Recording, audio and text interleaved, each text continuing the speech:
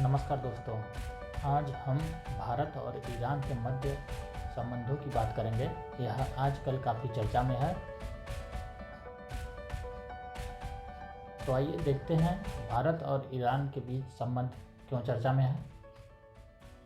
Iran ने भारत को Chabahar बंदरगाह से जहदान के मध्य लगभग 628 किलोमीटर लंबी रेल लाइन निर्माण परियोजना से अलग करने का निर्णय लिया है।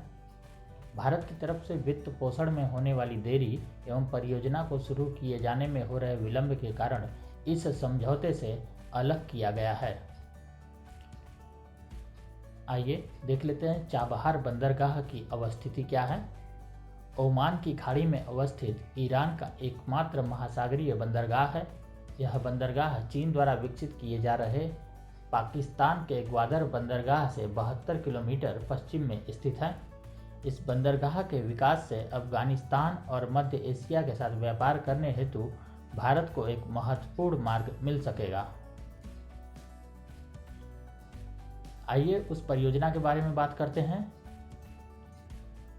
भारत के अलग होने के बाद ईरान के द्वारा इस प्रोजेक्ट को अकेले मार्च 2022 तक पूर्ण किए जाने की बात की जा रही है। इस प्रोजेक्ट में ईरानी रेलवे के द्वारा ईरानी राष्ट्रीय विकास निधि से $400 मिलियन का निवेश किया जाएगा। 2016 में इस परियोजना के संदर्भ में भारत, ईरान, अफगानिस्तान के मध्य एक त्रिपक्षीय समझौते पर हस्ताक्षर किया गया था। इस समझौते में ईरान के चाबहार बंदरगाह से अफगानिस्तान तक पारगमन और परिवहन गलियारे की स्थापना का निर्णय लिया गया था। चाबहार बंदरगाह को ईरान के जहदान से रेल लाइन द्वारा जोड़ा जाना तय किया गया। जहदान के बाद इस प्रोजेक्ट को अफगानिस्तान के जरंज से होते हुए डिलाराम तक बढ़ाए जाने पर भी सहमति बनी थी। 2016 के समझौते के अनुसार भारतीय रेलवे कंस्ट्रक्शन लिमिटेड इरकॉन ने ईरानी रेल मंत्रालय के साथ MOU पर हस्ताक्षर किया था। इरकॉन ने इस परियोजना पर लगभग $1.6 बिलियन के निवेश के साथ ही सभी सेवाएं और सुपर स्ट्रक्चर पर कार्य करने का वादा किया था, लेकिन अमेरिका द्वारा ईरान पर लगाए गए आर्थिक प्रतिबंधों के कारण भारत को अपनी परियोजनाएं शुरू करने में देरी हो रही थी। हालांकि अमेरिका ने चाबहार बंदरगाह और जहदान रेल लाइन परियोजना के लिए छूट प्रदान कर रखी थी, लेकिन अमेरिकी आर्थिक प्रतिबंधों के कारण उपकरण आपूर्तिकर्ताओं को निवेश के लिए जुटा पाना कठिन हो रहा था।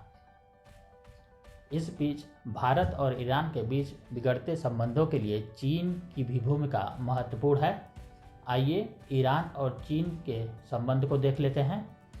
भारत के साथ ईरान के बिगड़ते संबंधों के संदर्भ में चीन की विस्तारवादी नीति भी कुछ हद तक उत्तरदायी है।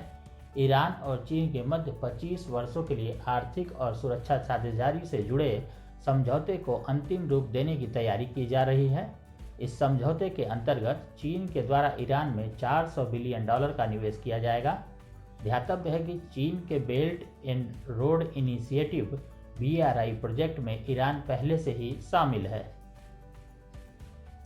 आइए अब ईरान का भारत के लिए महत्व देख लेते हैं। चाबहार बंदरगाह को भारत के लिए सुनहरे अवसरों का द्वार कहा जाता है। भारत के लिए चाबहार बंदरगाह व्यापारिक, रणनीतिक एवं सामरिक रूप से महत्वपूर्ण है। चाबहार बंदरगाह परियोजना से भविष्य में भारत को ऊर्जा आपूर्ति एवं व्यापार में बढ़ोतरी हो सकेगी। भारत की ईरान के रास्ते अफगानिस्तान तक पहुंच आसान हो सकेगी। अफगानिस्तान एवं मध्य एशिया के मार्ग के लिए पाकिस्तान को बाईपास करना संभव होगा। अंतर्राष्ट्रीय उत्तर दक्षिण परिवहन गलियारे INSTC के लिए भारत को प्रवेश मार्ग की प्राप्ति होगी। अरब सागर में चीन की बढ़ती उपस्थिति को संतुलित करने के संदर्भ में ईरान के चाबहार बंदरगाह की प्रमुख भूमिका होगी। चीन द्वारा विकसित ग्वादर बंदरगाह का प्रति उत्तर चाबहार बंदरगाह को माना जा रहा है। चाबहार बंदरगाह तक रेल लाइन कनेक्टिविटी किए जाने से अफगानिस्तान की पाकिस्तान पर निर्भरता कम होगी और भारत से संबंध बेहतर करने में मदद मिलेगी। आइए अब भारत के समक्ष आने वाली चुनौतियों को देख लेते हैं। ईरान चीन की साझेदारी से अमेरिका, इजराइल, सऊदी अरब बनाम ईरान चीन गुट का निर्माण हो रहा है, जिससे भारत के लिए दोनों गुटों के मध्य संतुलन स्थापित करना एक चुनौती होगा। ईरान में चीन के बढ़ते निवेश से भारतीय कामगारों के हितों पर नकारात्मक प्रभाव पड़ेगा, जिससे भारत के रेमिटेंस में भी कमी आ सकती है। भारत की मध्य एशिया तक होने वाली पहुंच चीन के कारण बाधित हो सकती है। आइए चुनौतियों के बाद अब हम यह देखते हैं कि भविष्य की राह क्या है, भारत इससे कैसे निपट सकता है। भारत को ईरान में विकासात्मक कार्यों को तेजी से आगे बढ़ाना होगा। चीन की ईरान में बढ़ती गतिविधियों के बीच भारत को अपनी विदेश नीति को अग्र सक्रिय यानी प्रोएक्टिव करना होगा। अमेरिकी प्रतिबंधों के मध्य भारत को ईरान से कच्चे तेल का आयात पुनः शुरू करने का प्रयास करना होगा, ताकि दोनों देशों के मध्य पुनः विश्वास बहाली हो सके।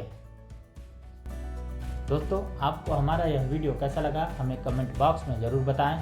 हम आपके लिए बेहतर और प्रामाणिक कंटेंट लाने के लिए निरंतर प्रयासरत हैं।